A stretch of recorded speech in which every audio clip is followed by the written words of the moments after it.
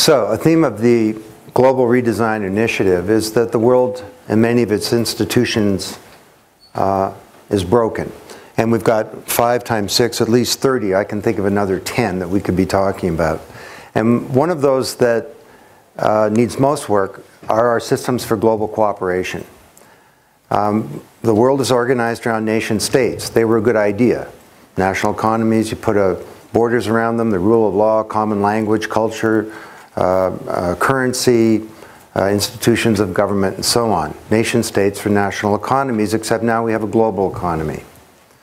So the solution is to build, on the one hand, stronger global institutions, although we certainly won't have a global government, not in my lifetime, but also to have some fresh thinking, to go beyond that, to create multi-stakeholder networks of business, private companies, civil society organizations, governments, and a new 4th pillar of society, citizens, that now because of the web can be connected.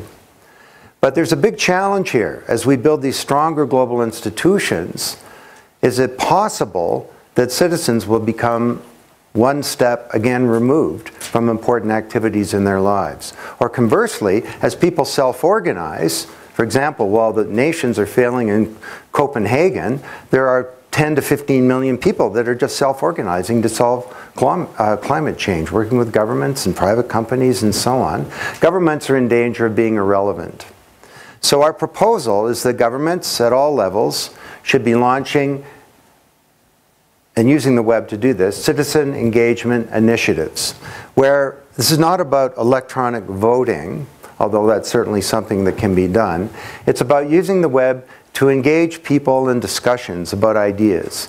And we have everything from citizen juries to town halls to moderated digital brainstorms. How would these things occur, and how could they happen? Well, first of all, we need a number of key players from the private sector, from government and civil society organizations to partner to make these occur. And we also need government leaders to get involved. These are pictures of 3 that are doing this. Obama obviously used the web to create a platform whereby people could self-organize, and that brought him to power. 35,000 communities self-organize on myBarackObama.com. And now he's trying to use the web to change the way you govern. His success is certainly up for debate on that. There's also a picture of David Miller, who wants to hold digital brainstorms in Toronto, the mayor of the city of Toronto. I've also met with Deval Patrick, the mayor or the governor of Massachusetts, who's very interested in launching a new set of citizen engagement initiatives. This is a fairly fresh and unique idea, but it's not something that's unthinkable.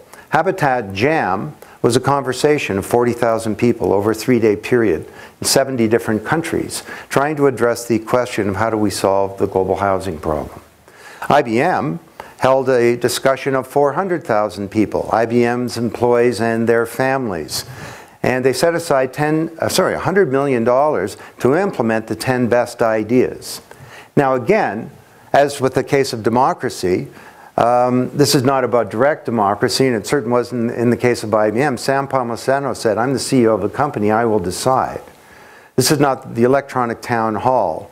Ross Perot, you vote every night on the evening news. That's a bad idea. I think this can succeed. We're moving into a new era of democracy where the first stage was we created accountable and representative institutions, but we had a weak public mandate and citizens were inert. We can now move to a second stage of democracy based on active citizenship and participation. How do we make this happen? This is a whole new paradigm, if I may use that word. And new paradigms are received with coolness, or worse, mockery, hostility. Vested interests fight against change. Leaders of old paradigms have great difficulty embracing the new. We had one of the days here at Davos, the head of state of a country stand up and say, new approaches to global problem solving? I don't think so. The nation state works just fine. All we need is to have enlightened self-interest of nation states and a better attitude. Well, that's reflective to me of a point of view that is locked into an old model. So we're going to have to work hard to find the leadership and the willingness to make this happen.